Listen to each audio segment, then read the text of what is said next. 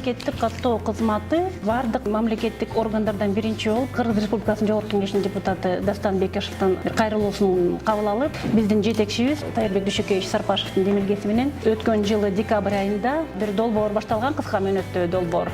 Ошол долбоорго компьютер билген балдарды ишке тартканбыз. Ошондо биз баш аягы болуп республикада бир 600 оператор кабыл алсак, ошонун республикада бизге кайрылган 36 мүмкүнчүлүгү чектелген жарандарды ишке тартканбыз. Экинчи долбоорду баштаганда биз баягы балдарыбызды кайра ишке тарттык, кайра жумушка чакырдык. Ну, это вообще всем известно, то, что ЛОВЗ очень трудно устраиваться на работу. Некоторым даже приходится на минимальную заработную плату соглашаться. Ну вот как, мы тут почти год как работаем, и еще говорят, будут еще проекты, и будут привлекать людей с ограниченными возможностями.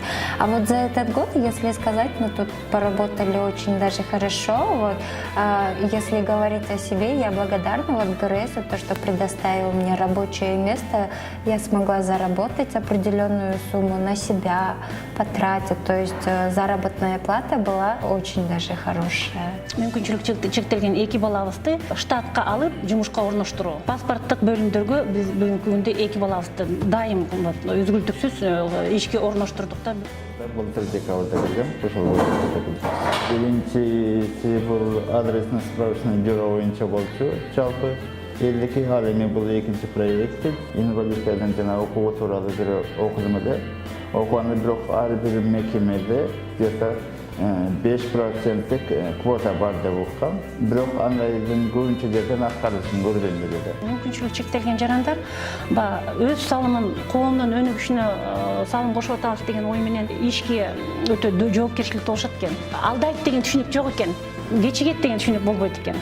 Демек, социалдык интеграция жасаса болот экен да. Эмне үчүн биз буларга ошо мүмкүнчүлүк чектелген жарандарга иш орун түзүп бергенге аракет кылбайбыз, ошо мамлекеттик органдар. Демек, мамлекеттик каттоо кызматынын бул жааттагы иш алып баруусунан башка органдар үлгү алышы керек.